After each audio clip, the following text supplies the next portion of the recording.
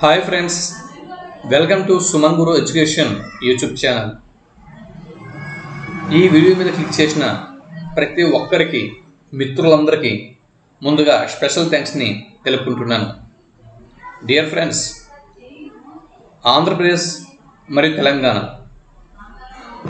రెండు తెలుగు ఉభయ రాష్ట్రాల యందు ప్రస్తుతం డిఎస్సి హవా నడుస్తూ ఉంది.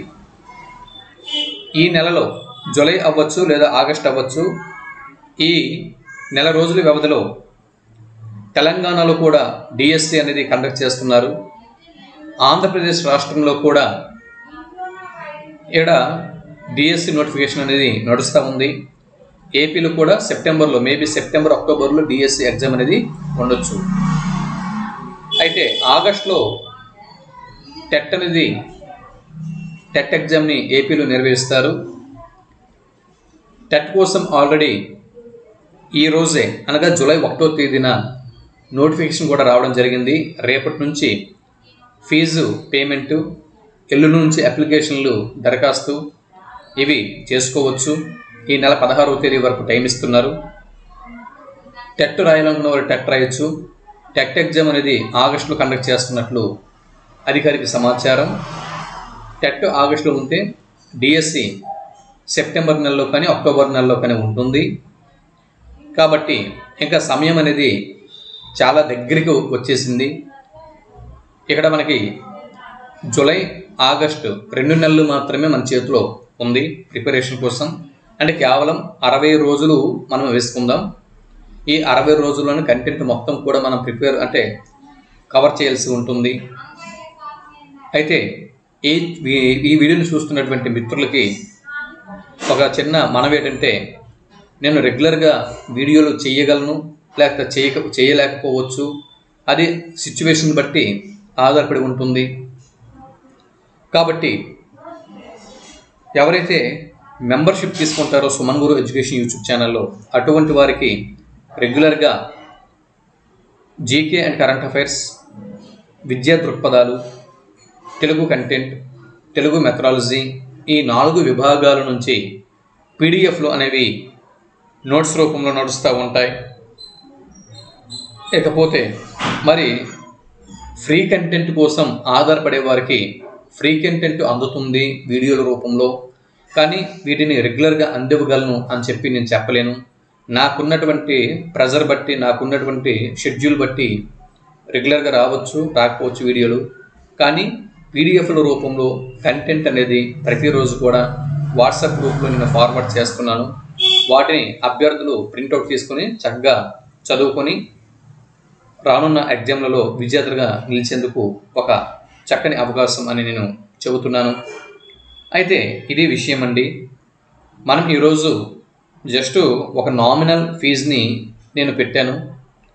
కానీ మనం ఇప్పుడు టెట్కు అప్లై చేయాలన్నా, లేకపోతే డిఎస్సికి అప్లై చేయాలన్నా, దేనికి అప్లై చేయాలన్నా కూడా మనం మినిమం 500 రూపాయల నుంచి 1000 రూపాయలు ఖర్చు పెడతాం. అలాగే ఒక ప్రామాణికమైనటువంటి మెటీరియల్ కూడా మనం దగ్గర ఉంచుకోవాలి.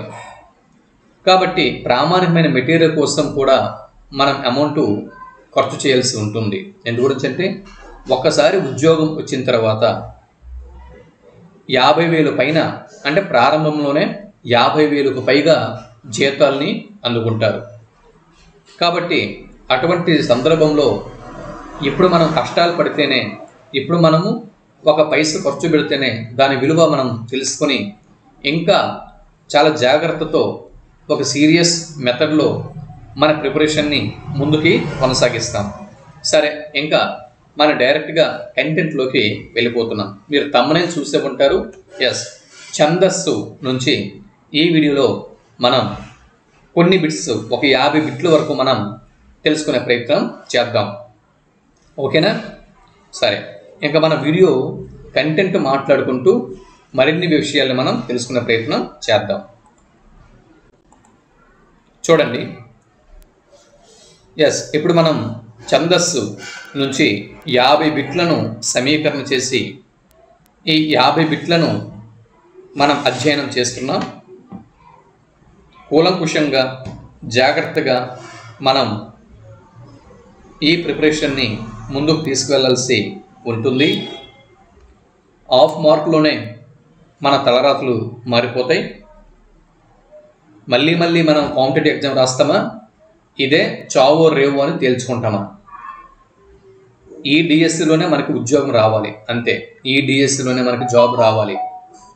ఇది మిస్ అయిపోతే, ఈ నోటిఫికేషన్ మనం మిస్ చేసుకుంటే మళ్ళీ నోటిఫికేషన్ వచ్చినప్పటికీ ఎన్ని సంవత్సరాలు పడుతుందో, అప్పటికి విధి విధానాలు ఎలా ఉంటాయో, మన పరిస్థితులు ఎలా ఉంటాయో. కాబట్టి చూడండి, బిట్ నెంబర్ 1, బీ సీరియస్. ఛందోజ్ఞానమిదం పురా త్రినయన లేబే శుభం నందిరాట్ అంటూ ఛందస్సు యొక్క సృష్టికర్త త్రినేత్రుడు అని చెబుతున్న గ్రంథం క్రింది వాటిలో ఏది గుర్తించండి. ఛందోజ్ఞాన మిదం పురాత్రినయన లేభే శుభం నందిరా అంటూ ఛందస్సు యొక్క సృష్టికర్త త్రినేత్రుడు. ఛందస్సు యొక్క సృష్టికర్త ఎవరండి? త్రినేత్రుడు అంటే శివుడు, పరమశివుడు. ఛందస్సు యొక్క సృష్టికర్త త్రినేత్రుడు అని చెబుతున్న గ్రంథం క్రింది వాటిలో ఏది? ఇది బిట్టు. ఇలా బిట్టు అడిగితే మీరు జవాబుగా దేన్ని గుర్తిస్తారు? బిట్టు ఇలా అడిగితే సరైన జవాబుగా మీరైతే దేన్ని గుర్తిస్తారు? జవాబు ఆప్షన్ ఏ, సాహిత్య రత్నాకరం సరైనటువంటి జవాబు. ఛందోజ్ఞానమిదం పురాత్రినయనాల్లేవే శుభం నందిరాత్ అంటూ ఛందస్సు యొక్క సృష్టికర్త త్రినేత్రుడు, ఛందస్సు యొక్క సృష్టికర్త త్రినేత్రుడు అని చెబుతున్నటువంటి గ్రంథము సాహిత్య రత్నాకరం. బిట్ నెంబర్ 2, భూలోకంలోకి ఛందస్సును ప్రచారంలోకి తెచ్చిన వారి వరుస క్రమంను గుర్తించండి అన్నది బిట్టు. భూలోకంలో ఛందస్సును అంటే మనం ఇప్పుడు చెప్పుకున్నాం, త్రినేత్రుడు పరమశివుని నుంచి ఛందస్సు జనించింది అని చెప్పుకున్నాం. అయితే అక్కడి నుంచి భూలోకంకి ఛందస్సును ప్రచారంలోకి తీసుకువచ్చిన వారి వరుస క్రమం క్రింది వాటిలో ఏది అన్నది బిట్టు. చూడండి, 4 ఆప్షన్లు ఉన్నాయి. ఏదై ఉంటుంది జవాబు?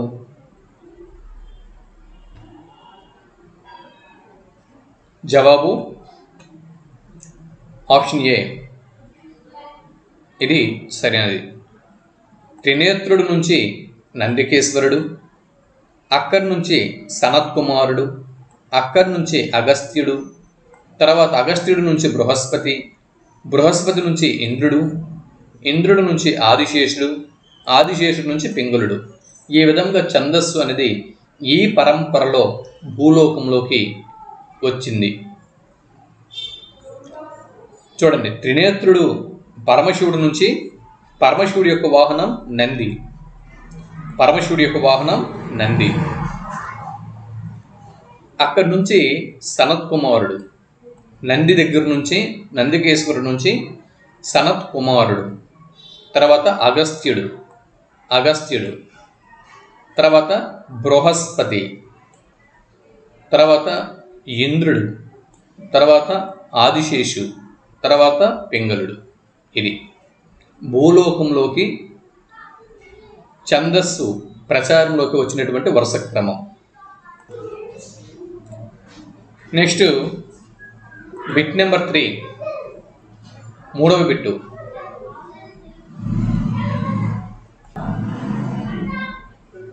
సంస్కృత గ్రంథాలయందు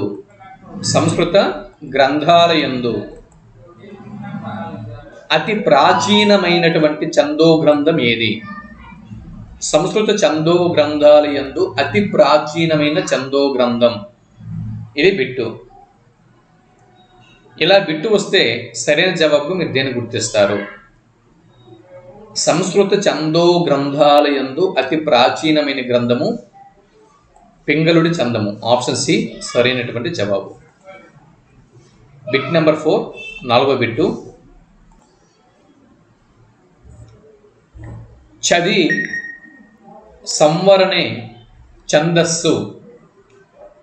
చది సంవరణే ఛందస్సు అని ఛందస్సును నిర్వచించిన వారు క్రింది వారిలో ఎవరు? ఇలా బిట్టు అడిగితే, ఇదే బిట్టు ఎగ్జామ్లో వస్తే సరైన జవాబుగా మనం దేన్ని గుర్తించాల్సి ఉంటుంది? Be serious. నేను స్లోగా వెళ్తున్నాను అని చెప్పి మీరు ఇరిటేషన్ గురవ్వద్దు. బిట్టు ఒకసారి ఒక బిట్టు మీద క్లారిఫికేషన్ వచ్చిన తర్వాత ఇంకో బిట్లోకి వెళ్తున్నాం.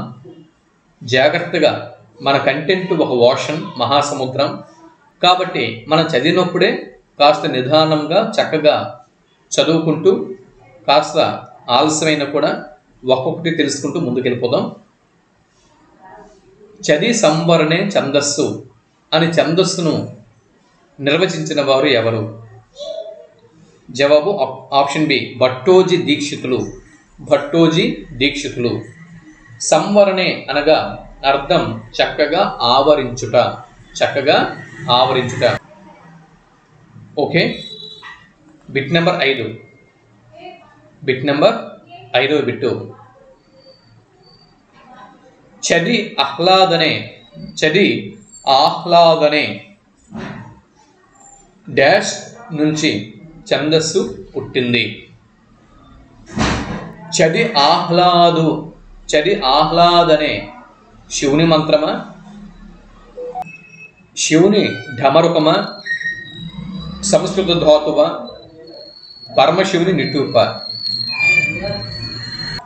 చది ఆహ్లాదనే సంస్కృత ధాతువు నుంచి, సంస్కృత ధాతువు నుండి ఛందస్సు పుట్టింది. 6వ బిట్టు. ఏ దేవత పేరు మీద, ఏ దేవత పేరు మీద ఛందస్సు ఆవిర్భవించి సంస్కృతం నుంచి భారతీయ భాషల్లోకి వచ్చింది? ఏ దేవత పేరు మీదుగా ఛందస్సు ఆవిర్భవించి సంస్కృతం నుంచి భారతీయ భాషల్లోకి వచ్చింది? జవాబు ఆప్షన్ బి గాయత్రీదేవి సరైనటువంటి జవాబు. 7వ బిట్టు. ఛందాసి ఛాదనాత్, ఛందాసి ఛాదనాత్ ఛందస్సు అని ఛందస్సుని నిర్వచించిన వారు ఎవరు?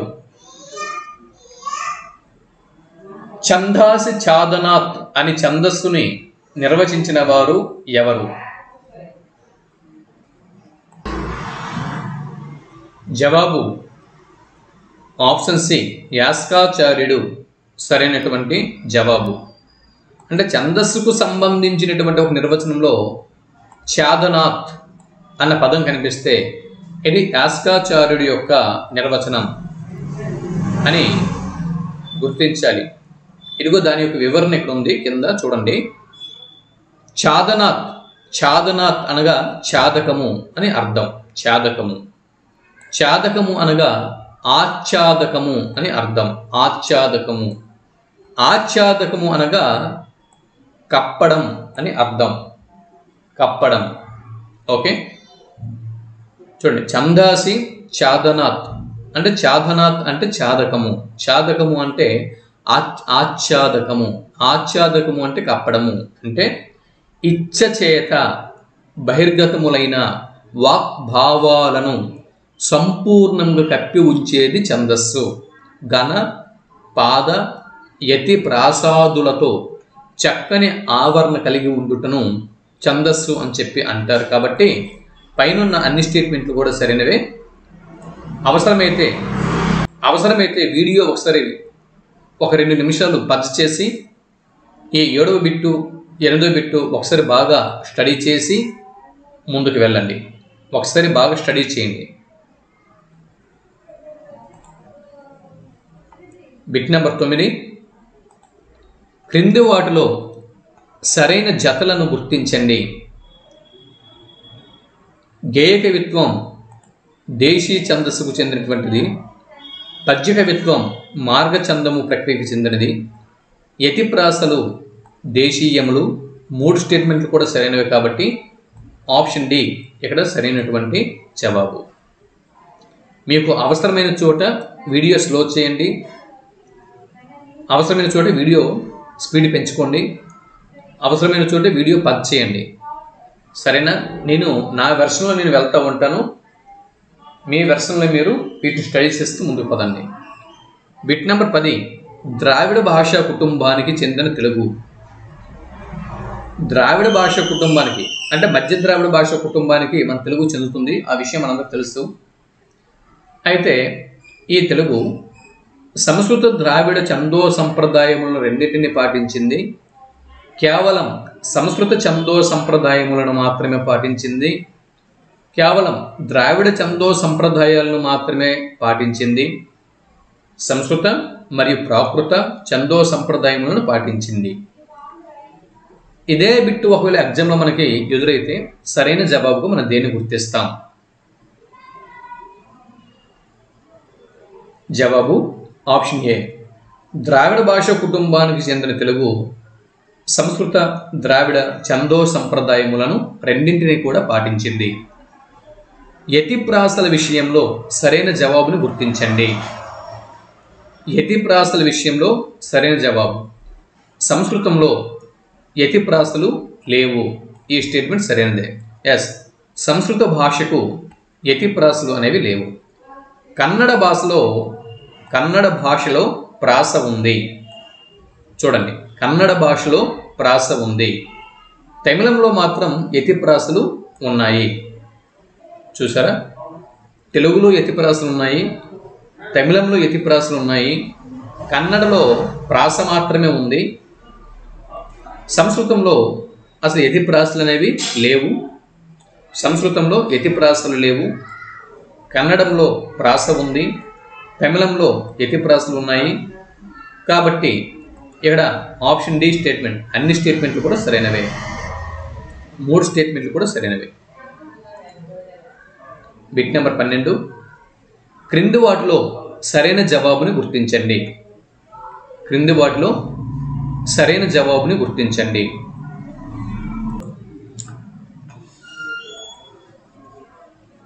ఆంధ్ర వాంగ్మయమున ఆరంభంలో గేయాత్మకమైన రచనలు మాత్రమే వెలువడినవి.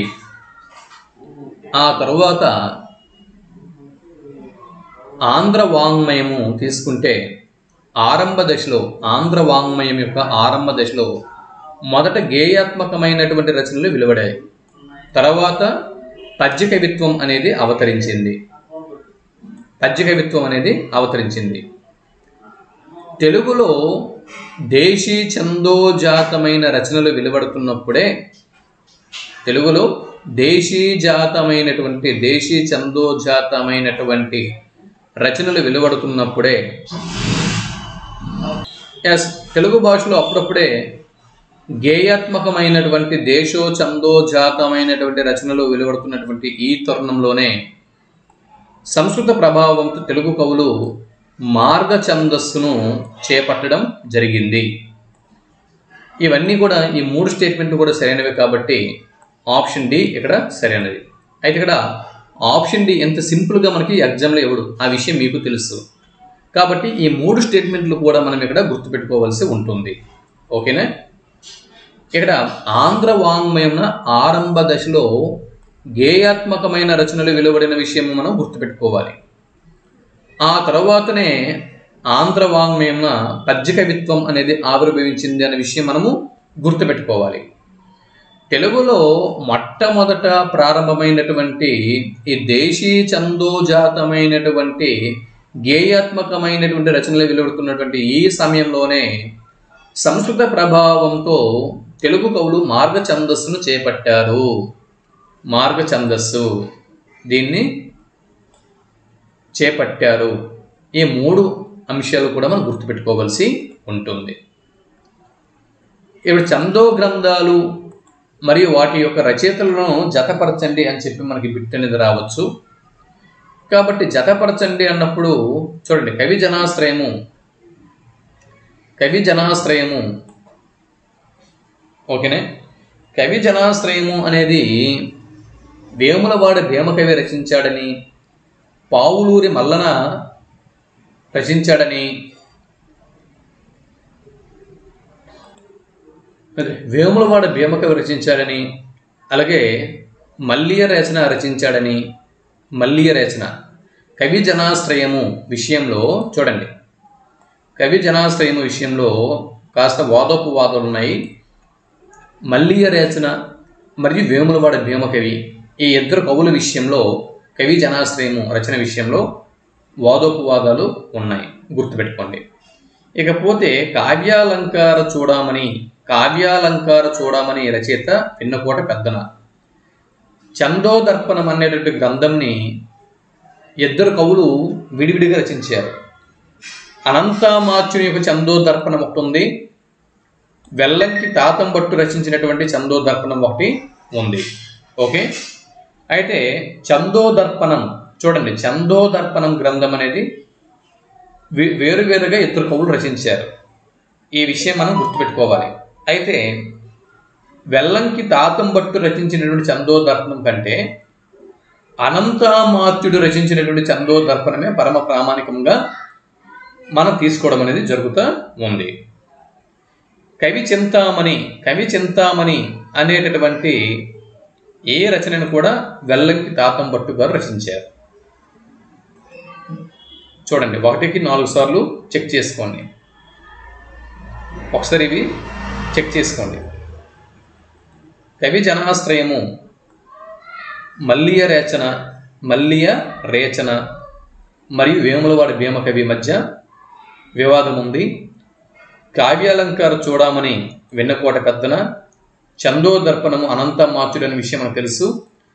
అలాగే ఈయనతో పాటు వెల్లంకి తాతంబట్టు కూడా చందోదర్పణం పేరు మీదుగా మరొక చందో గ్రంథం రచించారు. వెల్లంకి తాతంబట్టు చందోదర్పణమే కాదు, కవి చింతామణి అనే గ్రంథం కూడా రచించారు.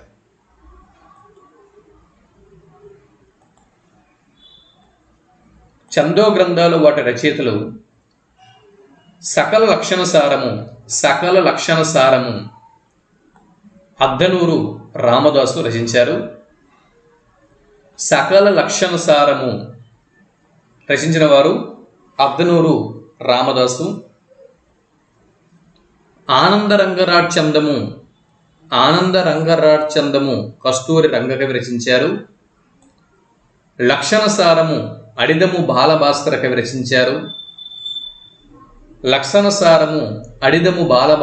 రచించారు.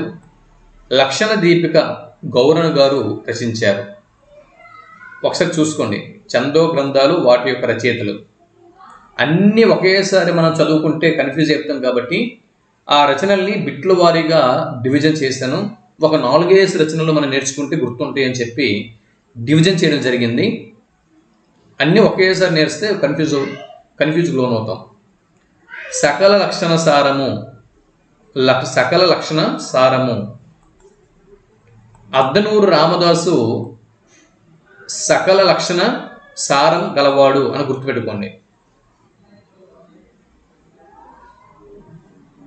కస్తూరి రంగకవి ఆనందము గుర్తుపెట్టుకోండి. అద్దనూరు లక్షణ సారము సకల లక్షణాలు అద్దనూరులో ఉన్నాయి. కస్తూరి రంగకవిలో ఆనందం ఉంది. బాలభాస్కర్ కవి ఇతడు లక్షణమైన సారం కలిగిన వాడు.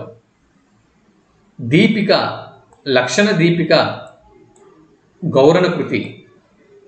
మీరు ఎలాగ కోడ్స్ జనరేట్ చేసుకుంటారో జనరేట్ చేసుకోండి, గుర్తుపెట్టుకోండి. లక్షణ దీపిక చూడండి, చందో గ్రంథంలో దీపిక పేరు ఉంటే గౌరణ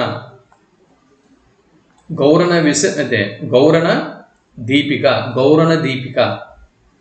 ఓకే, లక్షణ సారము బాలభాస్కర్ కవి, ఆనందము, ఆనందము కస్తూరి, ఆనందము కస్తూరి ఆనందము.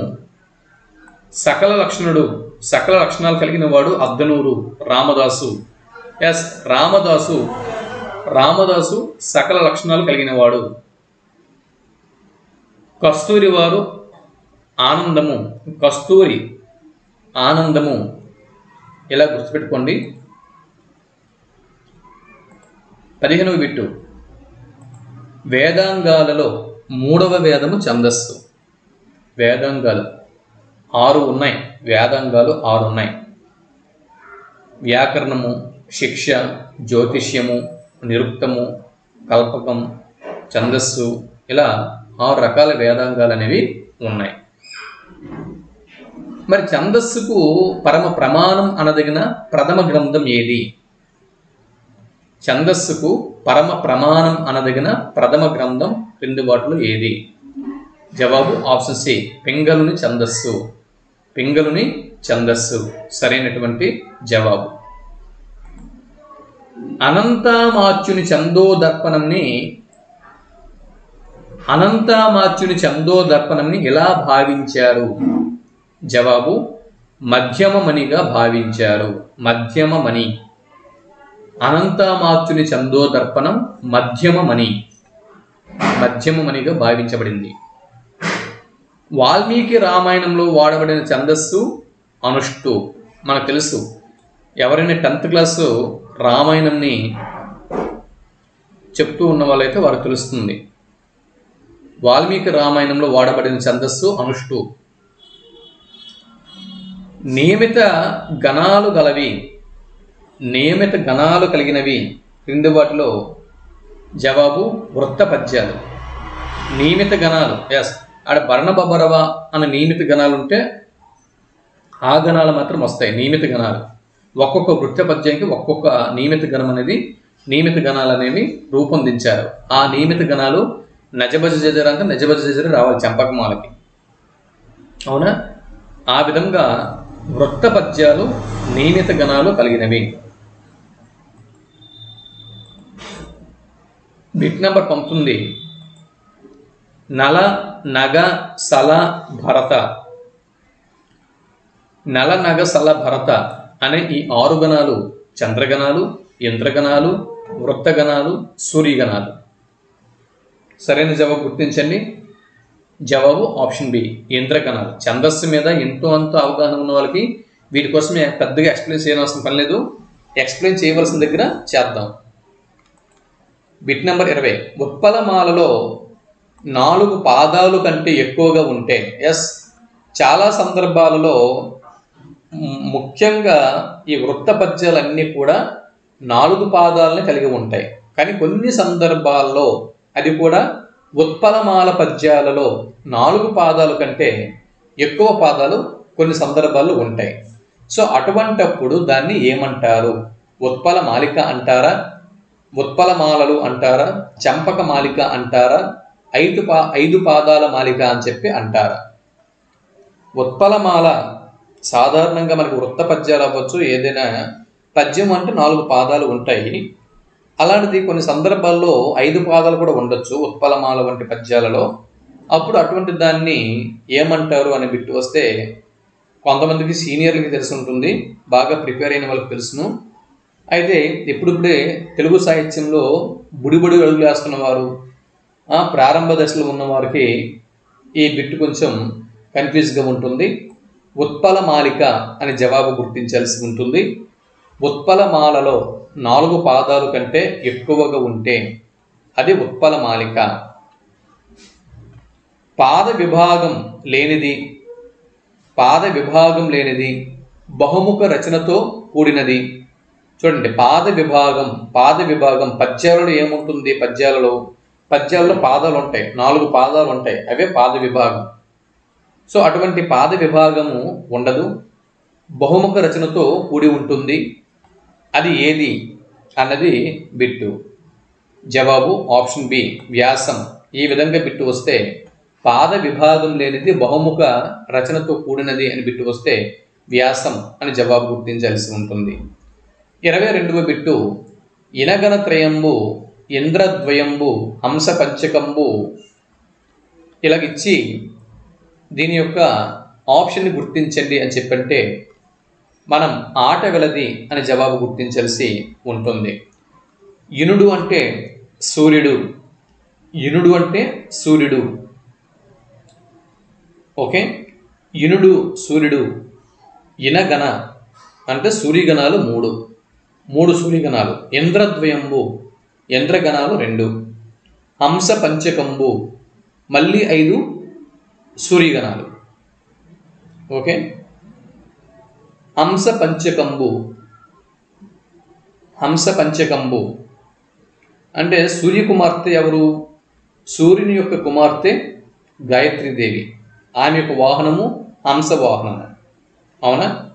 కాబట్టి ఇనగణత్రయంబు ఇంద్రద్వయంబు హంస పంచకంబు ఆట వెలది. ఇలా గుర్తుపెట్టుకోండి. ఆట వెలది గణాల గురించి మీకు ఒక బిట్ అడిగితే ఇది గుర్తుంటే సింపుల్గా మీరు బిట్ని ఆన్సర్ చేయగలరు. ఇనగణత్రయంబు, ఇనుడు అంటే సూర్యుడు. సో సూర్యగణాలు 3. ఇనగణ త్రయంబు, త్రయం అంటే 3. ఇంద్రద్వయంబు ఇంద్రగణాలు 2. హంస పంచకంబు సో 5. హంస పంచకంబు హంసలు 5 అంటే ఆట వెలది. ఓకే, హంస పంచకంబు అంటే 5 సూర్యగణాలు. రగడలు అక్కర్లు వీటికి చెందుతాయి. రగడలు అక్కర్లు, రగడలు మరియు అక్కర్లు వృత్తాలకు చెందుతాయా, జాతులకు చెందుతాయా, ఉపజాతులకు చెందుతాయా, గద్యాలకు చెందుతాయా? జాతులకు చెందుతాయి. ఒక జాతి పద్యాలు. రగడలు అక్కర్లు జాతి పద్యాలు. రస జజ భర, రస జజ భర అనేవి ఈ ఛందస్సుకు చెందిన గణాలు.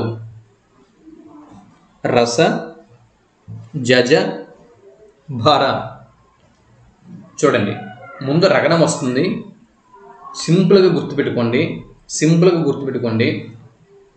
మొదట రగణం వచ్చి వరుసగా 2 జగనాలు వస్తాయి మధ్యలో. ఓకే, మొదటగా రగణం వచ్చి మధ్యలో 2 వరుసగా లైన్గా 2 జగనాలు వస్తే ఇది ఏ ఛందస్సుకు చెందిన గణాలు? జవాబు మత్త కోకిల. మత్త కోకిలలో మొత్తం 6 గణాలు ఉంటాయి. మత్త కోకిలలో మొత్తం 6 గణాలు ఉంటాయి. ప్రారంభంలో రగం ఉంటుంది, ముగింపులో రగం ఉంటుంది. రగణం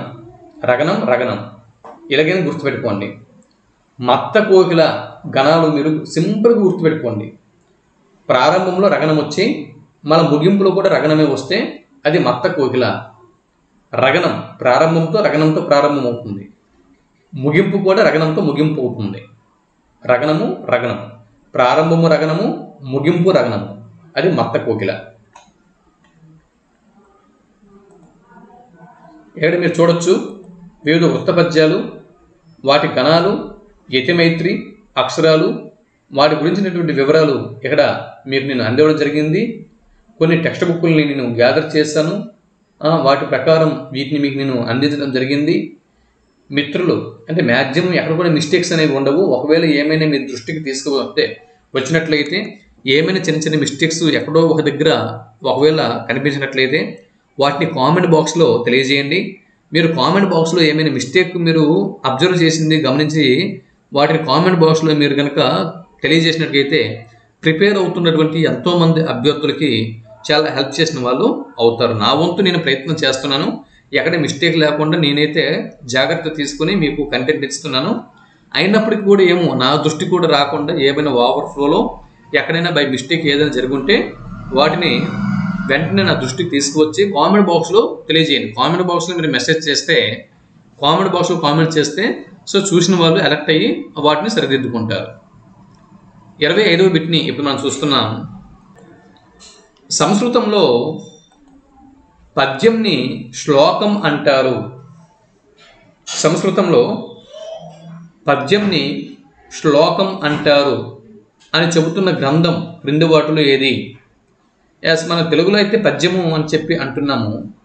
అదే పద్యంని సంస్కృతంలో అయితే శ్లోకము అంటారు అని చెప్పి అంటున్నారు. ఈ విధంగా తెలుగులో ఏదైతే పద్యాలు ఉన్నాయో అవే సంస్కృతంలో శ్లోకాలు అనబడుతున్నాయి అని చెప్పి చెప్తున్న గ్రంథం జవాబు అమరకోశం. గుర్తుపెట్టుకోండి. క్రింది వాటిలో ఉపజాతి పద్యం ఏది? క్రింది వాటిలో ఉపజాతి పద్యము ఆటవిడది ఉపజాతికి చెందుతుంది, తేటగీతి ఉపజాతికి చెందుతుంది, శేషపద్యము ఉపజాతికి చెందుతుంది. కాబట్టి ఆప్షన్ డి. సింపుల్గా ఉన్న బిట్స్ని తొందరగా దాటించేద్దాం. క్రింది వాటిలో జాతి పద్యం ఏది? క్రింది వాటిలో జాతి పద్యం కందపద్యము జాతి పద్యమే, మధ్యాకర జాతి పద్యమే, ఉత్సాహము జాతి పద్యమే. గుర్తుపెట్టుకోండి, ఉత్సాహం జాతి పద్యం. ఎగ్జామినేషన్ హాల్లో ఉత్సాహము అని పేరు వినిపిస్తే జాతి పద్యం అని గుర్తుపెట్టుకోండి. ఉత్సాహము జాతి పద్యం. అలాగే ద్విపద ఏదైతే ఉందో ద్విపదలు 2 కలిస్తే అది మధ్యాకర, 2 ద్విపదలు 1 మధ్యాకర. Okay, so option D. So కందము, ద్విపద, మధ్యాకర, ఉత్సాహం ఇవి జాతి పద్యాలు. ఓకేనా? నెక్స్ట్ ద్విపద లేదా మంజరి ద్విపద, ఇది జాతి పద్యం. ద్విపద లేదా మంజరి ద్విపద జాతి పద్యం. ఇక బిట్ నెంబర్ 29వ బిట్ని ఇప్పుడు మనం చూస్తున్నాం. ఇంతకు ముందే మనం చెప్పుకున్నాం కవి జనాశ్రయం ఇది మల్లియ రచన కృతమని, భీమకవి కృతమని వాదోపవాదాలు ఉన్నాయి. కవి వాగ్బంధనము అంటే కవి సార్వభౌమ ఛందస్సు అని కూడా అంటారు. కవి వాగ్బంధనం అన్నది ఏదైతే ఉందో దీనికే కవి సార్వభౌమ ఛందస్సు అన్న మరో పేరు కూడా ఉంది.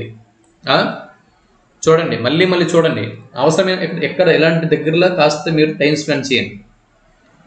కవి వాగ్బంధనము దీన్ని కవి సార్వభౌమ ఛందస్సు అని చెప్పి అంటారు. కవి సార్వభౌమ ఛందస్సు లేదా కవి వాగ్బంధనము గ్రంథ రచయిత తిక్కన.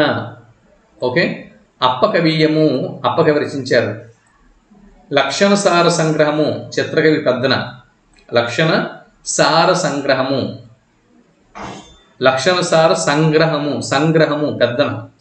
పెద్దన.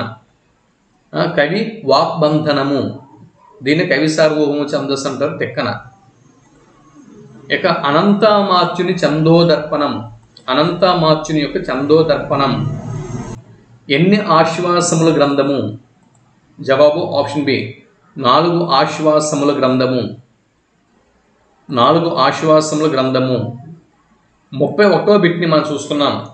మొదటి ఆశ్వాసము అనంతమార్చుని చందోదర్పణము చూసుకుంటే మొదటి ఆశ్వాసంలో సంజ్ఞలు, గురులగువులు, వివరణ, గణాల గురించి, ప్రాసలు, యతులు ఇవన్నీ కూడా అంటే మనము 10th క్లాస్ వరకు, ఇంటర్మీడియట్ వరకు, డిగ్రీ వరకు ఏవైతే మనం ఛందస్సు నేర్చుకున్నామో ఆ ఛందస్సు అంతా కూడా అనంతమార్చుని యొక్క చందోదర్పణ గ్రంథంలోని మొదటి ఆశ్వాసంలోనివే మనము నేర్చుకోవడం జరిగింది. సంజ్ఞలు అంటే ఏంటి? గురువులు, లఘువులు, వాటి వివరణ. ఈ గురులఘువులు కలిస్తే గణాలు ఏర్పడతాయి. సంజ్ఞలు కలిస్తే గురులఘువులు ఏర్పడతాయి. గురులఘువులు కలిస్తే గణాలు ఏర్పడతాయి.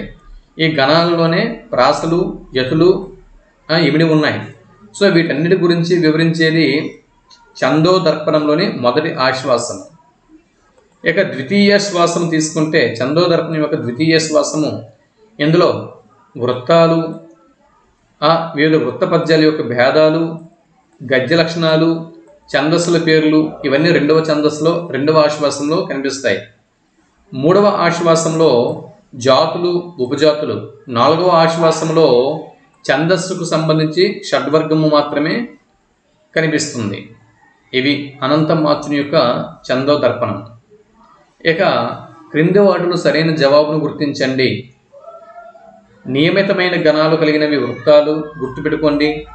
మాత్రాగణబద్ధమైనవి జాతులు. ఓకే, మాత్రాగణబద్ధమైనవి జాతులు. నియమితమైన గణాలు కలిగినవి వృత్తాలు. సూర్య, చంద్ర, ఇంద్రగణాలు ఏవైతే ఉన్నాయో వీటిని ఉపగణాలు అని చెప్పి అంటారు. పైవన్నీ సరైనవే. సో 3 స్టేట్మెంట్లు గుర్తుపెట్టుకోండి. ఉపగణాల మీద బిట్టు వస్తే సూర్యగణాలు, చంద్రగణాలు, ఇంద్రగణాలు. మాత్రాగణబద్ధమైనవి జాతులు. నియమితమైన గణాలు కలిగినవి వృత్తాలు. 33వ బిట్టు సూర్యగణాలు ఎన్ని? మనందరికి తెలుసు, చిన్నప్పటి నుంచి చదువుకున్నాం. సూర్యగణాలు 2. సూర్యగణాలు 2. నగనము మరియు గల, హగనం దాన్ని గల అని చెప్పి అంటారు. ఒక గురువు, ఒక లఘువు. గల, అగనం. అలాగే 3 లఘువులు నగనం. ఈ 2 సూర్యగణాలు. ఇకపోతే చందోదర్పణం ప్రకారం మొత్తంగా ఎన్ని గణాలు ప్రసిద్ధంగా వాడబడతాయి? అనంతమాచ్యుని యొక్క చందోదర్పణం ప్రకారము ప్రసిద్ధంగా ఎన్ని గణాలు ఎక్కువగా వాడబడతా ఉంటాయి అన్నది బిట్టు. జవాబు ఆప్షన్ ఏ 29 సరైనటువంటి జవాబు. ఇక కవులు ఛందస్సుపై వారి యొక్క అభిప్రాయాలు, వివిధ కవుల అభిప్రాయాలు, ఛందస్సు మీద వివిధ కవుల అభిప్రాయాలు చూడండి. ఛందస్సు మీద వివిధ కవుల యొక్క అభిప్రాయాలను మనం పరిశీలన చేస్తే, పాదనియతి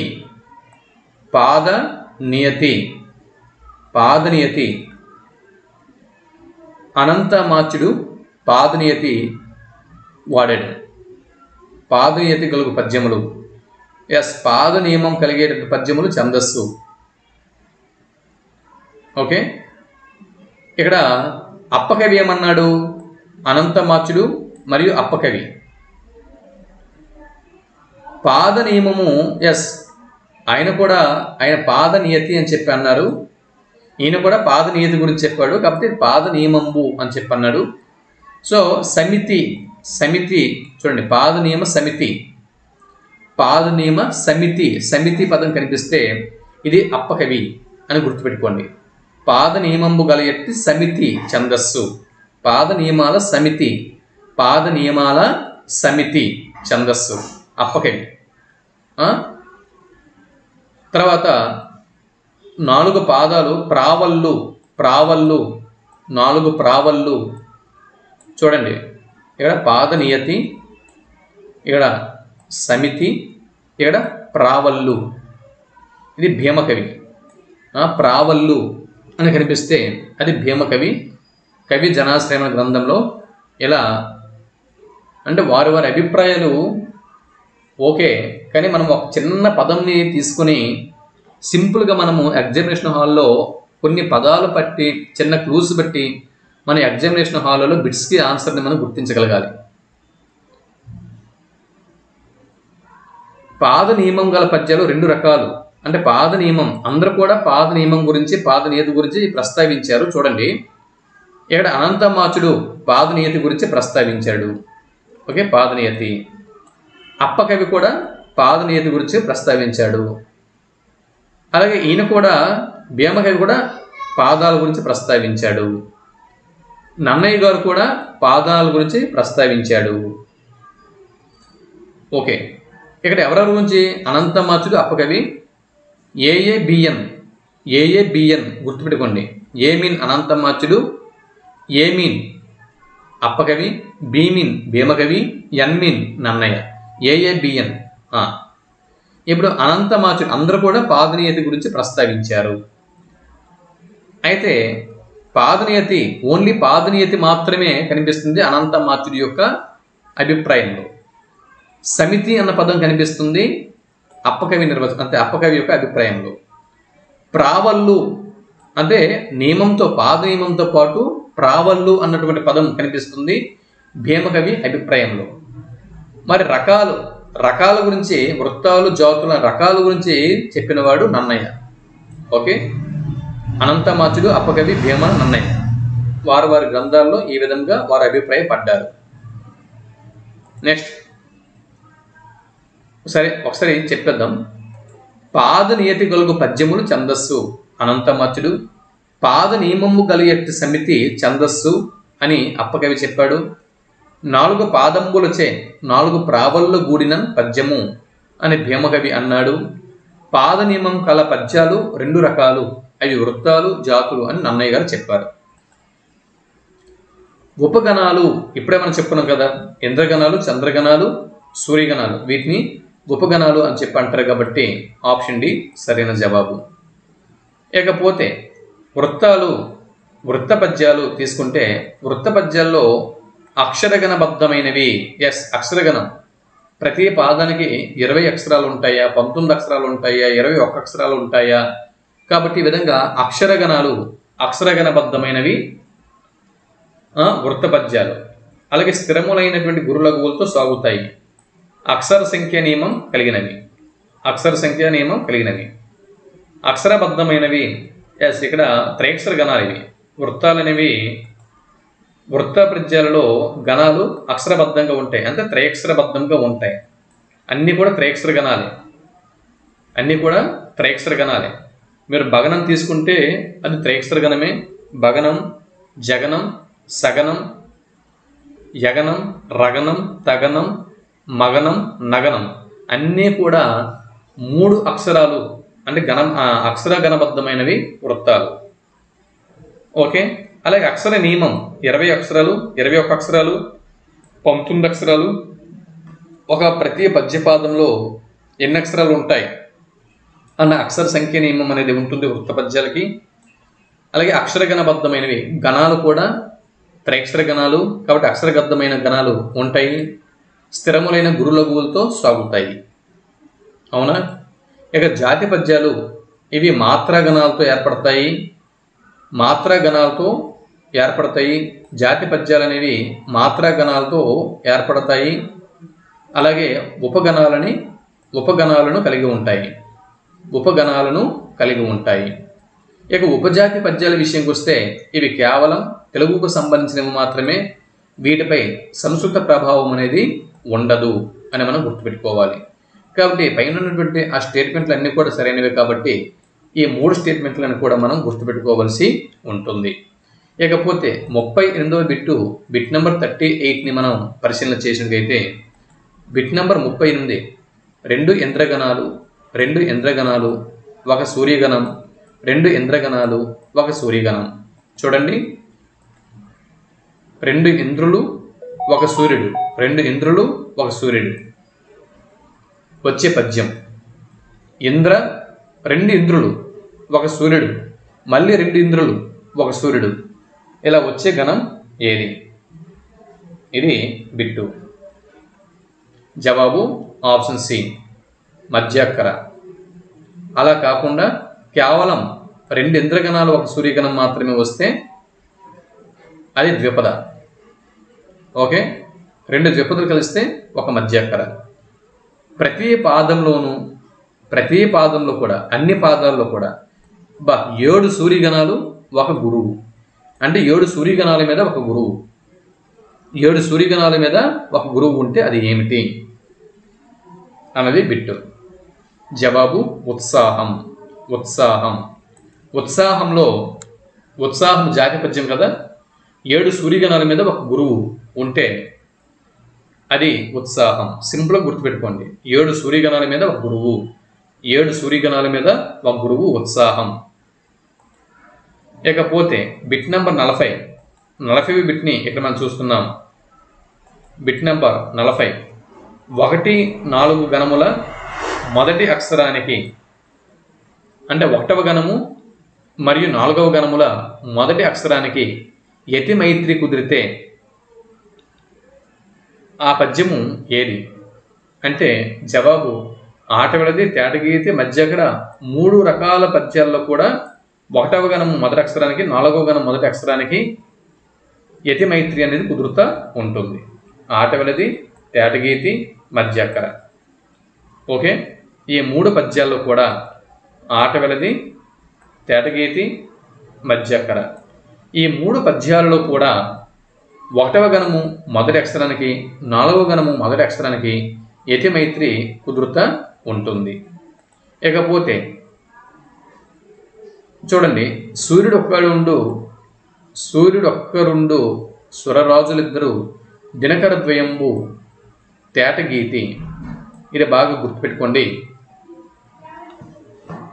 ఒక సూర్యగణం, సురరాజు అంటే దేవతల రాజు ఇంద్రుడు, దేవేంద్రుడు. దేవతలకు రాజు ఎవరండి? దేవేంద్రుడు. కాబట్టి సూర్యుడు ఒక్కడు, దేవతల రాజు ఇంద్రుడు, ఇంద్రులు ఇద్దరు, సురరాజులు ఇద్దరు. సురులు అంటే దేవతలు, దేవతల రాజు ఇంద్రుడు. సూర్యుడు ఒక్కరుండు సురరాజులు ఇద్దరు, దినకరుడు అంటే సూర్యుడు, దినకరుడు అంటే సూర్యుడు. సూర్యుడు ఒక్కరుండు సురరాజులిద్దరు దినకర ద్వయంబు తేటగీతి అంటే ఒక సూర్యగణము, 2 ఇంద్రగణాలు, 2 సూర్యగణాలు. ఒక సూర్యగణం, 2 ఇంద్రగణాలు, 2 సూర్యగణాలు. ఒక సూర్యుడు, 2 ఇంద్ర, 2 సూర్య. ఇది తేటగీతి. నెక్స్ట్ నల గగ భజస అంటే ఇలాగా వరుసగా రావాలని లేదు. కొన్ని అంటే ముందు రావచ్చు, వెనక రావచ్చు, మధ్యలో రావచ్చు, ఎలాగైనా రావచ్చు. ఈ గణాలు అనేవి వస్తూ ఉంటాయి. నల గగ భజస ఈ గణాలు అంటే వస్తూ ఉంటే ఆ పద్యము ఏది? జవాబు ఆప్షన్ ఏ, కంద పద్యం సరైనటువంటి జవాబు. 43వ బిట్టు 6 ఇంద్రగణాలు 2 సూర్యగణాలు. 6 ఇంద్రగణాలు 2 సూర్యగణాలు అంటే మొత్తం 8 గణాలు. అంటే ఇక్కడ సరే పోనీ ఇది ముందు చెప్పిన తర్వాత వివరణ చూద్దాం. 6 ఇంద్రగణాలు 2 సూర్యగణాలు వచ్చు పద్యం ఏది? 6 ఇంద్రగణాలు 2 సూర్యగణాలు. శేషం జవాబు. చూడండి, శేష పద్యం అంటే పెద్ద పద్య, అంటే పద్యపాదములు పెద్దగా ఉంటాయి. 8 పాదాలు ఉంటాయి. ఎన్ని అంటే మొత్తము 8 పాదాలు ఉంటాయి శేష పద్యంలో. అంటే 4 పెద్ద పద్యపాదములు అనేవి ఉంటాయి. 4 పద్యపాదములు అనేవి ఉంటాయి. కాబట్టి ఒక 2 పద్యపాదములలో 6 ఇంద్రగణాలు 2 సూర్యగణాలు వస్తాయి. మిగిలిన 2 పద్యపాదాలు మళ్ళీ ఉన్నాయి. 6 ఇంద్రగణాలు 2 సూర్యగణాలు వస్తాయి. అంటే మొత్తం శేష పద్యంలో 16 గణాలు ఉంటాయి. శేష పద్యంలో మొత్తం 16 గణాలు ఉంటాయి. గుర్తుపెట్టుకోండి.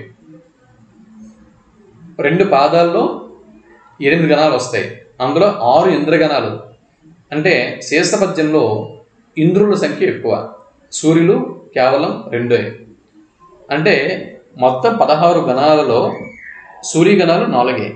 16 గణాల్లో సూర్యగణాలు కేవలం 4. 12 గణాలు ఇంద్రగణాలు శేష పద్యంలో. గుర్తుపెట్టుకోండి. ఇకపోతే ఇక్కడ మీరు చూడొచ్చు, టేబుల్ ఉంది. ఈ టేబుల్లో వివిధ జాతి పద్యాలు, కందము అంటే జాతి ఉపజాతులు ఇచ్చాను. కందము, ద్విపద, ఆటవెళతి, తేటగీతి, శేషం, వాటి యొక్క గణాలు, యతి స్థానాలు అవన్నీ ఇక్కడ నేను ఇచ్చున్నాను. ఒకసారి మీరు స్టడీ చేయండి. కాసేపు దీన్ని స్టడీ చేయండి. స్టడీ చేసి ముందుకు వెళ్ళండి. ఇకపోతే 44వ బిట్టు, క్రింది వాటిలో 4 పాదాలలోనూ ప్రాస లేని ఛందస్సు గల పద్యాలు. క్రింది వాటిలో అంటే 4 పాదాలలో కూడా ప్రాస ఉండొచ్చు, ఉండకపోవచ్చు. ప్రాస లేకపోతే అవసరమైన చోట యతి ప్రాస వేయొచ్చు. అటువంటి పద్యాలు ఆటవెళతి, తేటగీతి, మంజరి, ద్విపద అన్నీ కూడా సరైనవే. మళ్ళీ బిట్టు రిపీట్ అయిందండి. రగడలు, అక్కర్లు, జాతి పద్యాలు. రగడలు మరియు అక్కర్లు జాతి పద్యాలు. ఈ బిట్టు రిపీట్ అయింది 2 సార్లు. ఇకపోతే స్రగ్ధర వృత్తంలోని గణాలు. స్రగ్ధర వృత్తంలో గణాలు గుర్తుపట్టండి. స్రగ్ధర పద్యంలో గణాలు ఎలా ఉంటాయి? ఈ ప్రశ్నకి జవాబు గుర్తుపట్టండి ఒకసారి. జవాబు స్రగ్ధర నజ 46వ బిట్టు ఒకసారి ఆగండి, ఇది తప్పు. ఇది స్రగ్ధర మరభన యయయ, మరభన యయయ. ఇది ఇక్కడ చూడండి, స్రగ్ధర వృత్తంలోని గణాలు ఇలా ఉంటాయి. అంటే స్రగ్ధర ఎలా గుర్తుపట్టాలి? మొదట మా వస్తుంది, ఇక చివర 3 యగనాలు వస్తాయి. సింపుల్ గుర్తుపట్టొచ్చండి, ఇవన్నీ అక్కర్లేదు.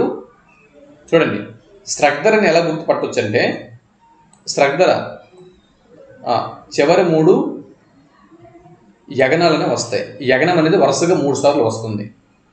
ఇవన్నీ మీకు అనవసరం, ఇవన్నీ మీకు అనవసరం. స్రగ్ధర వరుసగా 3 యగనాలు వస్తాయి. యగనములు వరుసగా 3 వస్తే, చివరి 3 యగనాలు వస్తే అది స్రగ్ధర. ఓకే, చూడండి, మసజస్ తత్తగా శార్దులం కదా, మసజస్ తత్తగా శార్దులం కదా. ఇక్కడ మస కాకుండా మర వస్తుంది, మరభ, మరభ. ఎలాగైనా గుర్తుపెట్టుకోవచ్చు. మగనం తర్వాత రగనం వస్తే అది స్రగ్ధర, మగనం తర్వాత రగనం వస్తే స్రగ్ధర. ఎలాగైనా గుర్తుపెట్టుకోవచ్చు. లేదా వరుసగా చివరి 3 యగనాలు వస్తాయి, ఇలా ఏదో ఒకటి గుర్తుపెట్టుకుంటే సరిపోతుంది. ఇది స్రగ్ధర. ఇక కందపద్యం లక్షణం కానిది, కందపద్యం లక్షణం కానిది, కందపద్యం లక్షణం, కందపద్యం లక్షణం నల గగ భజస. క్రింది వాటిలో కందపద్యం లక్షణం కానిది సింపుల్గా గుర్తుపట్టచ్చు. 4 పాదాల్లో కూడా యతి మైత్రి. అసలు కందపద్యంలో యతి అనేటటువంటి ఈ ప్రస్తావన ఉండదు. సో నల గగ భజస గణాలు అనేవి వస్తాయి. బేసి గణం జగనం రాకూడదు. 6వ గణం నలము అనేది ఉండాలి. ఓకే, ఒకసారి కందపద్యం యొక్క లక్షణాలు మీరు చూసుకోండి. తర్వాత 4 పాదంబులచే 4 ప్రావళ్ళు గూడిన పద్యము. ఇందాక చెప్పాం కదా, ప్రావళ్ళు, ప్రావళ్ళు అంటే 4 పాదముల గురించి ప్రస్తావన చేస్తూ ప్రావళ్ళు అనే ఛందస్సు గురించి అభిప్రాయపడినప్పుడు ప్రావళ్ళు అన్న పదం వినిపిస్తే, ఈ పదం కనిపిస్తే ఇది ఎవరి అభిప్రాయం అనేసి నేను గుర్తించమన్నాను. జవాబు ఆప్షన్ ఏ, భీమకవి సరైనటువంటి జవాబు. ఇకపోతే సంస్కృతాది భాషల కంటే తెలుగు భాషకు, తెలుగులో విలక్షణమై భాషకు పరమ ప్రామాణికంగాను కవిత్వానికి అమూల్యమైన అలంకారంని సమకూర్చునట్టివిగా ఉన్నవి క్రింది వాటిలో ఏవి గుర్తించండి. ప్రశ్న మరోసారి.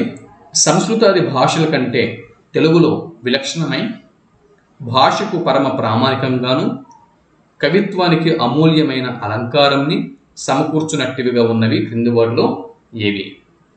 జవాబు ఆప్షన్ సి, యతి ప్రాసలు సరైనటువంటి జవాబు.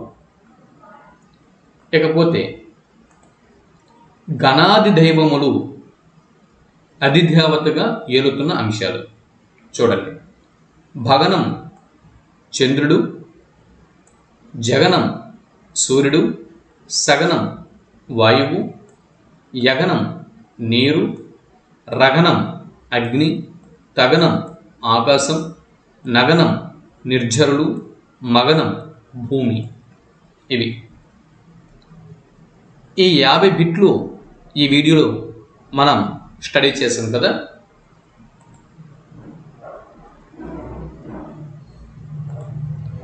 చూడండి, ఈ వీడియోలో మనం సరిగ్గా ఒక 50 బిట్లను మనం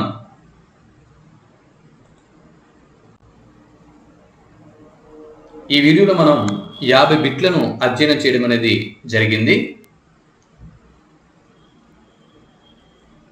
ఛందస్సు మీద మరొక వీడియో నేను అందిస్తాను. మొత్తం 100 బిట్లు అంటే ఇంకొక 50 బిట్లు అవుతాయి. అంటే యతి ప్రాసలు, షడ్విధ యతులు, దశవిధ ప్రాసలు ఇవి. సో వీటి మీద ఒక వీడియో మనం చేయాలి. అంటే యతులు ప్రాసలు వాటి గురించి కూడా మనం ఒక వీడియో చేయాలి. అయితే ఛందస్సు మీద ఒకవేళ వస్తే ఒక 2-3 బిట్లు రావడానికి అవకాశం ఉంది. ఛందస్సు అనే టాపిక్ మీద ఒక 3 బిట్ల వరకు రావడానికి అవకాశం ఉంది. ఇప్పుడు నేను చెప్పినటువంటి కంటెంట్తో పాటు పద్యపాదం ఇచ్చి ఘన విభజన చేయమని ఈ పద్యపాదము ఈ పద్యపాదంలో ఉన్న ఛందస్సు ఏది గుర్తించండి అని చెప్పి అడుగుతూ ఉంటాడు. దీనికోసం మీరు 6వ తరగతి అంటే 10th క్లాసు 9th క్లాసు ఈ టెక్స్ట్ బుక్ని తీసుకొని కొన్ని పద్యాలు మీరు ప్రాక్టీస్ చేయండి. ఘన విభజన చేయడం ప్రాక్టీస్ చేయండి. ప్రాక్టీస్ చేస్తే అంటే ఇంచుమించు ఒక ½ an hour నుంచి 1 hour వరకు మీరు ప్రాక్టీస్ చేస్తే వాటి మీద మీకు పట్టు వచ్చేస్తుంది. అంతే. లఘువులు అంటే ఏమిటి, గురువులు అంటే ఏమిటి, అవన్నీ మనము ప్రాథమికంగా హై స్కూల్లో తెలుసుకుని మనం వచ్చుంటాం. స్కూల్ స్టేజ్లో మన మాస్టర్లు చెప్పే ఉంటారు కాబట్టి వాటి మీద నేను ఎక్కువగా టైం స్పెండ్ చేయలేదు. కావాలంటే ఒకసారి మీరు ఏదో ఒక హై స్కూల్ టెక్స్ట్ బుక్ ఒకటి మీరు తీసుకొని ఒకసారి మీరు వాటిని అధ్యయనం చేసినా కూడా ఒకసారి మీకు రీకాల్ అయిపోద్ది. కాబట్టి గురువు అంటే ఏమిటి, లఘువు అంటే ఏమిటి, హ్రస్వ అక్షరములు అంటే ఏమిటి, దీర్ఘ అక్షరములు అంటే ఏంటి, మళ్ళీ బేసిక్స్ అన్నీ చెబితే చాలా లాంగ్ అవుతుంది. కాబట్టి ఇవన్నీ బేసిక్స్ అన్నీ కూడా మనకు వచ్చు. స్కూల్ స్టేజ్లో, డిగ్రీ స్టేజ్లో చదువుకుని వచ్చాము. ఇంకెవరైనా మర్చిపోయి ఉంటే ఒకసారి మీరు ఆ వ్యాకరణ అంశాలని యూట్యూబ్లో మిగిలినటువంటి ఫ్యాకల్టీ ఎవరో చెప్పుకుంటారో ఒకసారి వాటిని చూస్తే మీకు అర్థమైపోద్ది. కాబట్టి మన వీడియోస్లో కంటెంట్ అనేది విపులంగా ఉంటుంది. కాస్త అంటే ఒక నాణ్యతమైనటువంటి కంటెంట్, హై లెవెల్ కంటెంట్ని అందించే ప్రయత్నం మనం చేస్తూ వస్తున్నాం. కాబట్టి ఆ విధంగా కంటెంట్ని ఆశించిన వారికి మన వీడియోస్ ఒక యూస్ఫుల్ అని చెప్పొచ్చు. బేసిక్స్ నుంచి రావాలన్నప్పుడు బేసిక్స్ మీకు చాలామంది యూట్యూబ్లో చెప్పుకుంటారు. ఒకసారి వాళ్ళు చూస్తే బేసిక్స్ మీకు వచ్చేస్తాయి. అయితే పద్యపాదాలు మీరు 10th క్లాస్ టెక్స్ట్ బుక్ ఒకటి తీసుకొని కొన్ని పద్యాలకి ప్రాక్టీస్ చేయండి. అంటే గురులఘువులు అవి గుర్తించడం అవి ప్రాక్టీస్ చేస్తే మీకు ఎగ్జామినేషన్ హాల్లో వాటి మీద ఒక బిట్ అడిగితే తప్పనిసరిగా మీరు ఆన్సర్ చేయగలరు. ఇదండి. అయితే ఛందస్సు యొక్క సెకండ్ పార్ట్ వీడియోతో మళ్ళీ కలుద్దాం. అంతవరకు సెలవు. నమస్తే.